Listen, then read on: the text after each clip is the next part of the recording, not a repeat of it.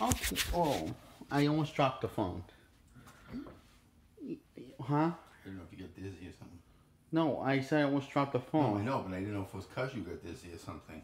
No, it wasn't. Okay, I was just asking, honey. Can we just stop this? You're dragging the video on long enough. I'm sorry. It's almost a minute. Okay, so this is my review on the last Airbender movie. Again. I reviewed this before and I felt like I didn't trash the film enough.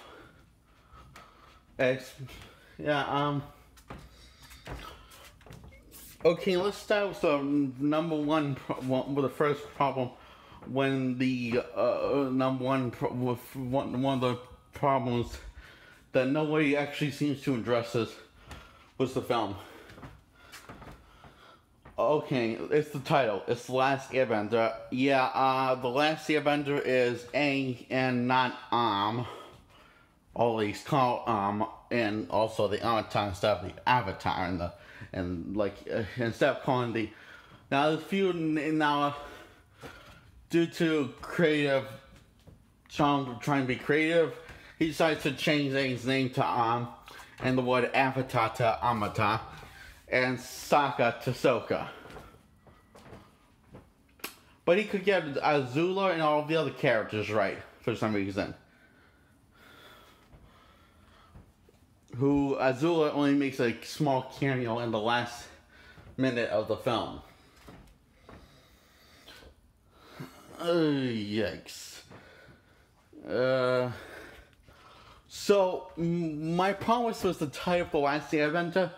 It's also better known as Aang because that's his real name in the show.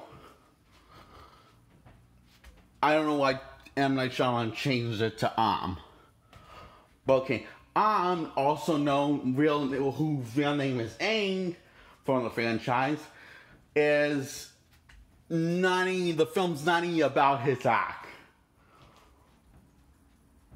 And he's barely has any screen time. He has less screen time than the Fire Lord in this film, which doesn't have a whole lot of screen time. And remember that cameo that I said about Azula making an appearance in the teasing at the second film? She has more screen time than and really doesn't have that much of a personality or character or character traits or anything. So it's probably best that he call him instead of Aang, because if he called him Aang, it would just be painful.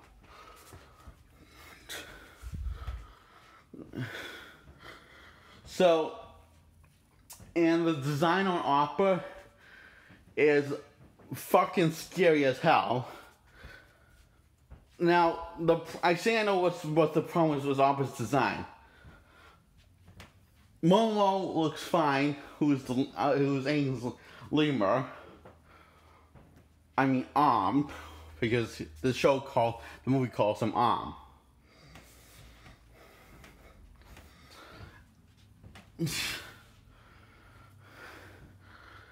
And the film doesn't, unlike the show, the film doesn't even have a sense of humor at all in its body. It's actually quite amazing that you went on, well, I don't know how long this film is. It's actually not that long of a film. It's only an hour and 44 minutes long. I mean, that's long, but for film standards, that's actually very short for today. And also for 2010, that was very, very short. That length of a film was also very short for 2010, because normally a film would be like 2 hours and something. That's the standard time for film now these days, and for 2010. And since 2000 happened, that's become the sort of gold standard for the time length of the film. So when you kind of know that something's odd, the fact that they made the film shorter than your average standard time for a film, and it shows a lot. Now, I'm going to be talking about the show now. Now the show is about this orphan called Aang, who lost his family into the Fire Nation, but finds a new family in Sokka and Katara, and they give him confidence into embracing his destiny as the Avatar. Well, that's the main idea of the show, and that's the whole idea of the show throughout the 3 seasons of the show. Now, and each episode, he takes a step closer in becoming an experienced Avatar. Now, he originally didn't want to be the Avatar because his friends would treat him different and treat him like an Avatar instead of treating him like a kid, like a friend. So they didn't want to play with him anymore. So he ran away from home because he wasn't allowed to be a kid, and he was going and he didn't really want to be the Avatar because if he means that he has to give up fun, he'd rather just run away from home, and so he did. 100 years passed. 1,200 years, 3 years after he's 1,200 years old in the entire series. And Aang is discovered by Katara and Sokka, who now Sokka is the jokester, older, know-all brother that is of the group, and Katara's really the wise one of the group, who's basically tries to take care of everyone. Tries to keep everyone level-headed, and Aang's just the underdog. He's the goofball.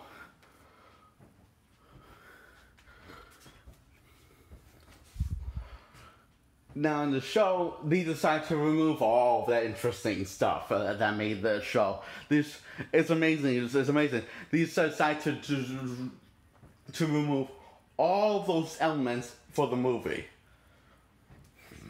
Yes. So what do they focus on instead of focusing on the bond between close friends? They focus on the Messiah. and it's painful, and it hurts a lot. And we don't find out that he's the Messiah until the halfway point of the film, when he's after they decide to tear apart the army of the Fire Nation and take back the Earthbenders, and the Earthbenders take back the homes. Through Aang's really good but ungood speech, and it's ungood because it feels so unrelatable where he's coming from. It feels like it doesn't feel like he has any experiences of what he's saying, but he's just making up as he goes along. But it sounds like it also sounds incredibly rehearsed, the speech. Now, if you're wondering what's the story, that's the problem. There really isn't that much of a story to begin with. Once they leave the Water Tribe, because the story feels there's half of the story missing, because it feels like these. Unlike King, they actually do that thing. They do this Indiana Jones reference when. You know how Indiana Jones Indiana Jones, they did a map to going to point A to point B, but it wasn't throughout the entire film. This does it throughout the entire hour and 44-minute mark of the film, while they're flying opera and Aang's grieving like a whiny little bitch, but we don't know what he's grieving over. Yeah, except we do, and he always feels like he's grieving over like whiny little bitch over something, even when he's not grieving. Amazing, truly amazing matters of shit. All right, I mean, because we can't, have a unique name like game. You have to have like and the airbending looks like, it doesn't look like airbending. It looks like he looks like he's jerk bending, because that's what's happened. He's not airbending. He's just blowing dirt in the air. That can be a sign of earth bending and not airbending. Or does y'all know that about that? Now the earth bending, the most intense it gets is just little stones in the air slowly going to the Fire Nation army. And it is absolutely bad. It's actually, and not only that, the film's it's like everything you can think. Like, I want you to do me a favor. I want you to think of everything could go wrong in anything, show or film, anything involving film. Now, imagine that happened. Now imagine 90% more of bad stuff that you wouldn't think of happen and goes wrong in a film or a show or a movie or anything involving film. That happens in this. That's the best way I can describe this. It is that level of shit. Hi, Dad. Dad? Yeah, honey? Just give me a thumbs up and I'm doing good. You're doing awesome. I said just give me a thumbs up.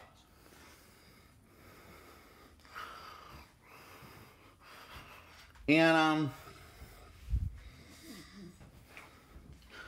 yeah, and this teacher at Lighthouse decided, oh yeah, I'm bringing you in this here. You deserve to deserve this for defending this film that you never saw. I said, oh, this film's not like a show. Well, I saw the Michael Keaton's Batman, and it was nothing like the Adam West Batman. Fuck you, you bitch!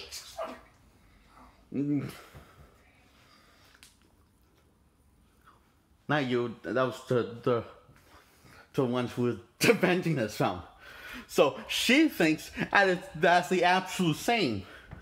The fact you're comparing good art with good art. You're comparing Adam West with Michael Keaton. Both do a good job of playing Batman and Bruce Wayne.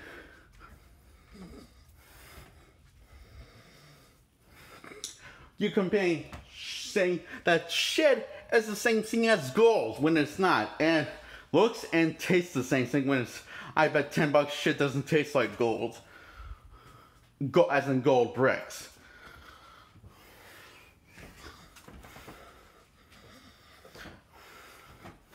Well, I don't know what I did when I saw this film.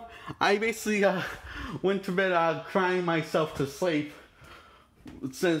And I do cry over what they did to Aang and made him not take away all of his love that he had from his friends, and then they show and took that away from him, and whenever I think about it, I start crying a little bit. At nighttime or daytime, and I've been doing that since 2010 over this. And I said I liked this film, but that's only because I was a little too depressed, because I didn't want to admit that I just didn't want to admit it. And then later that night I started crying over it. Remember I was crying over in my bed over next to your room the day we saw it? Yep. That's why I was crying. Because I was crying because whatever you like to call him, he doesn't have the love that he had in the show anymore, because then they took that away from him. And I won't be happy until he gets it back. And that's why I feel like I don't even want to imagine that this is another world of Team Avatar, whatever you want to call it. Because part of what makes Team Avatar or Avatar, whatever you want to call it, because if we call it Team Avatar in this movie, is that what makes it them is that is the love they have between each other, and that's what holds them. That's what makes them stand by each other for thick and thin, and yeah. And if you can tell, I'm kind of crying right now because I'm making myself sad because I didn't think about this. You know.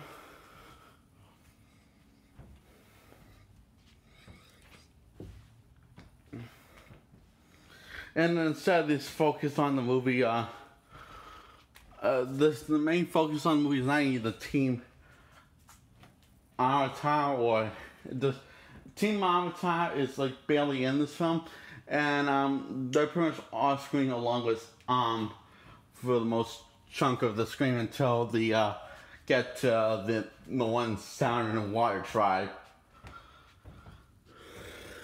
And so we would focus on them in the meantime, Zuko and Uncle Iroh. Now the show is called Uncle Iroh.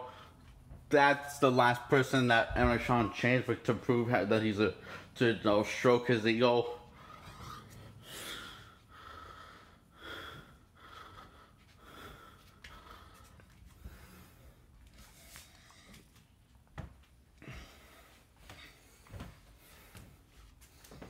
At least I'm guessing with that.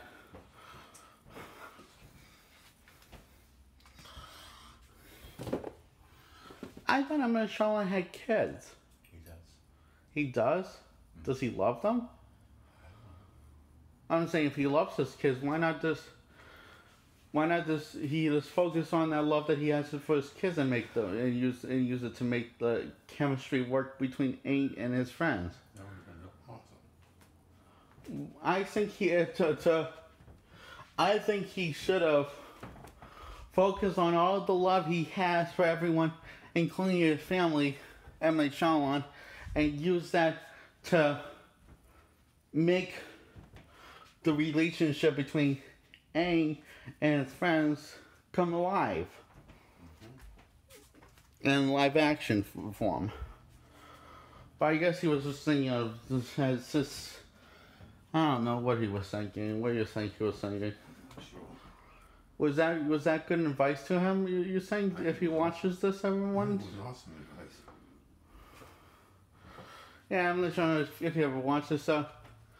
I really think if you wanted to make a Team Avatar, you shouldn't have ever. Your mistake wasn't just to have all white cast, although that was another mistake, or to change the character's name, although that was also a mistake, or his design, which is basically his legs look like they should be attached to some sort of mutant tarantula.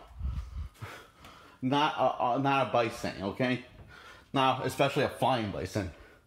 I mean, how the heck could that support his weight? It doesn't seem possible. And in fact, I'm questioning this. Is the logic is a bad sign? But no, your mistake wasn't that fact that you didn't focus on Team Avatar, and you can call it Avatar, but the fact you didn't focus on Team Avatar, whatever you want to call it, is not or Aang or Arm. You call him Arm. Is that wasn't your problem? No, you focus on Zuko and Uncle Iroh. Well, his real name is Iroh. Everyone knows that. Is that you didn't take the time to understand what Avatar is, what the Avatar is supposed to be about is Avatar franchise is supposed to be about love and finding love and finding a family and whoever that individual may be after you lose your real biological family. And that person is Aang who found love. He found a family that accepts him for who he really is, and some of his fans were the stooges because they didn't want him to be his own individual. But Aang and Kintara and Zuko even from the show, and Toph and Iroh from the show, and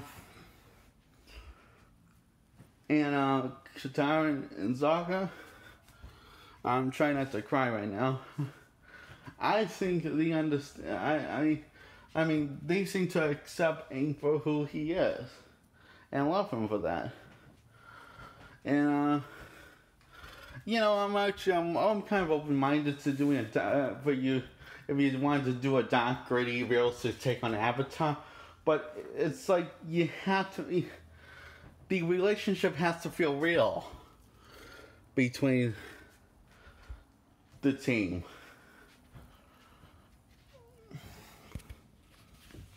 Otherwise, the magic's gone. The magic's gone.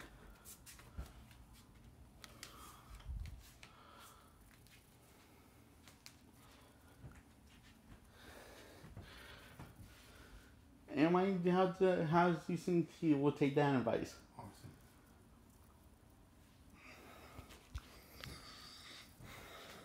I didn't sound like I was talking out of my ass, right? Nope, you sounded awesome. Okay, good, because I was pretty much winging everything I was saying. You did awesome.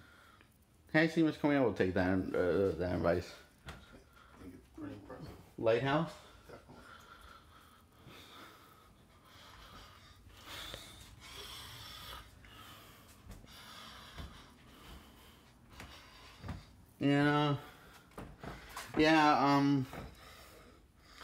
So what happens?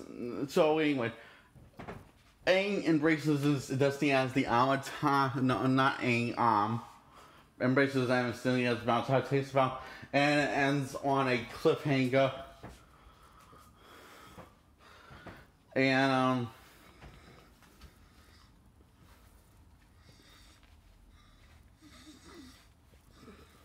of the Fire Lord Ozai assigning his daughter Azula to Zuko's assignment, and that's pretty much the story. If it seems like I'm leaving out, that's not true, because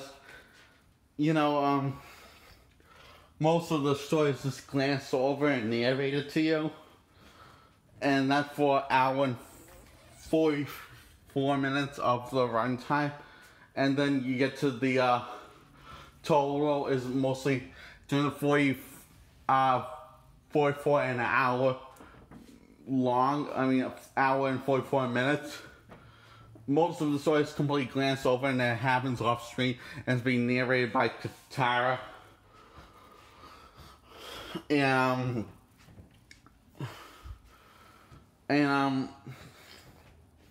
But then when you get to the Sun and Water Tribe, I think they call it, Sun and Water Tribe. I think when the team gets Sun and Water Tribe and Zuko meets him to Sun and Water Tribe, that's when the film starts to focus on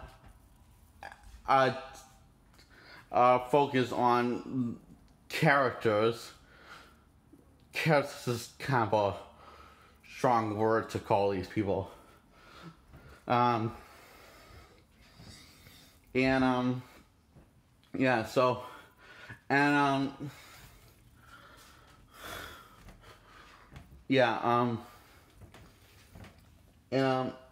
the most intense the bending gets is when Aang lifts a giant wave and doesn't even splash over the Fire Nation.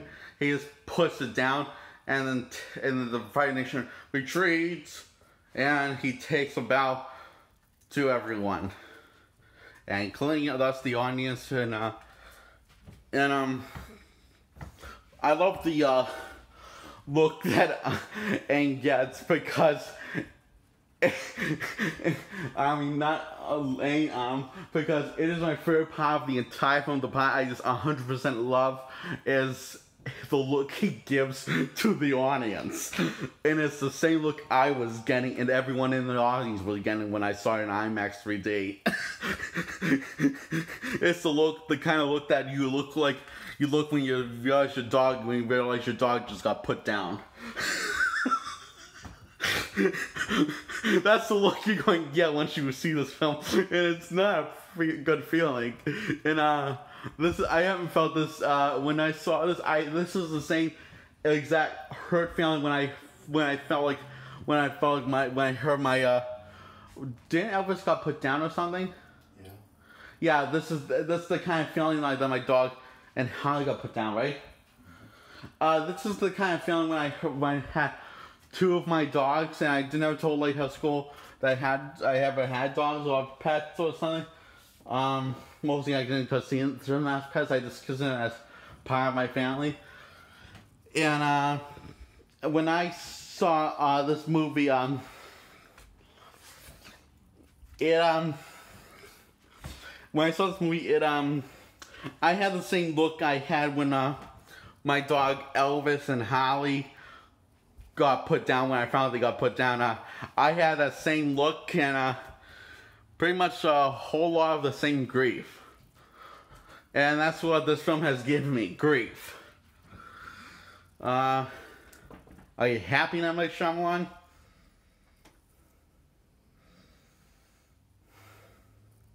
Damn, I mentioned I was 13 when I saw this film, so yeah.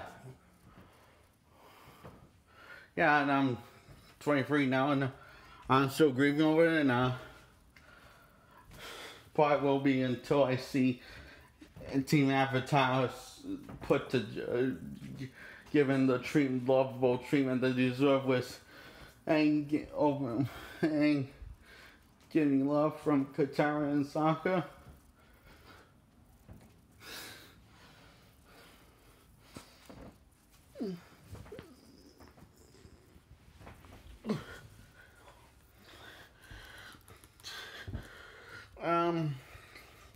So yeah, this gets a 0 out of 10. How's that, Dan? Awesome. Now, I'm going to go cry over this film.